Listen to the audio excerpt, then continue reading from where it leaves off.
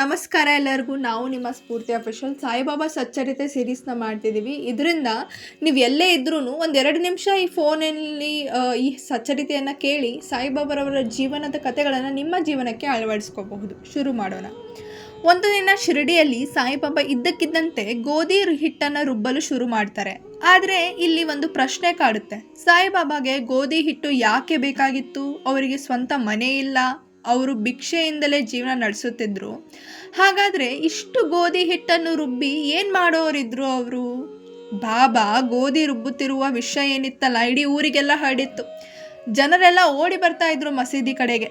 ಅಲ್ಲಿಂದ 4 ಮಹಿಳೆಯರು ಬಾಬಾರ ಹತ್ರ ಬಂದು ಬಾಬಾ ಕೈಯಿಂದ ಗಿರಣಿ ತೆಗೆದುಕೊಂಡು ಭಕ್ತಿಯಿಂದ ಗೋಧಿ ಹಿಟ್ಟು ರುಬ್ಬಲು ಶುರು ಮಾಡ್ತಾರೆ. ಅವರು ಗೋಧಿ ಹಿಟ್ಟನ್ನ ರುಬ್ಬಕ್ಕೆ ಶುರು ಮಾಡ್ತಾರೆ.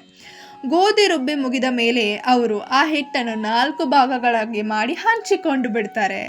ಆಗ ಬಾಬಾ ಕೋಪದಿಂದ ಹೇಳ್ತಾರೆ, ಇದು ಯಾರ ಮನೆ ಆಸ್ತಿ? ಇದನ್ನು ತೆಗೆದುಕೊಂಡು ಹೋಗಬೇಡಿ.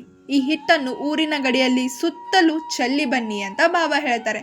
ಇವರಿಗೆ ಆಶ್ಚರ್ಯ ಆಗುತ್ತೆ, ಗೋಧಿ ಹಿಟ್ಟನ್ನು ಯಾಕೆ ಚೆಲ್ಲಿ ಅಂತಿದ್ದಾರೆ ಅಂತ ಹೇಳಿ. ಆದರೂ ಮಹಿಳೆಯರು ಹೋಗಿ ಆ ಹಿಟ್ಟನ್ನು ಊರಿನ ಗಡಿಯಲ್ಲಿ ಸುತ್ತಲೂ ಚೆಲ್ಲು ಬರ್ತಾರೆ. ಆಗ ಶಿಡಿಯ ಜನರಿಗೆ ಅರ್ಥವಾಗುತ್ತೆ, ಬಾಬಾ ಗೋಧಿ ಹಿಟ್ಟನ್ನು ರುಬ್ಬುತ್ತಿರಲಿಲ್ಲ, ಊರನ್ನು ಕಾಡುತ್ತಿದ್ದ ಕಾಲೆರಾ ರೋಗವನ್ನು ರುಬ್ಬಿ ಅದನ್ನು ಊರಿನಿಂದ ಹೊರಗೆ ಕಳುಹಿಸುತ್ತಿದ್ದರು ಅಂತ ಹೇಳಿ. ನೀವೇ ನೋಡಿ, ಇದೆಂತಹ ಲೀಲೆ. ಗೋಧಿ ಹಿಟ್ಟಿಗೂ ಕಾಲೆರಾ ರೋಗಕ್ಕೂ ಏನು ಸಂಬಂಧ ಅಲ್ವಾ? ಅದರ ನಂತರ ಊರಿನಲ್ಲಿ ಹರಡುತ್ತಿದ್ದ ಕಾಲೆರಾ ಮಹಾಮಾರಿ ಕಡಿಮೆ ಆಗಿಬಿಡುತ್ತೆ. ಸಾಯಿಬಾಬಾ ಲೀಲೆಗಳು ನಿಮಗೆ ಅರ್ಥವಾಗದೇ ಇರಬಹುದು, ಆದರೆ ಹಿಂದೆ ಭಕ್ತರ ಒಳಿತೇ ಇರುತ್ತೆ.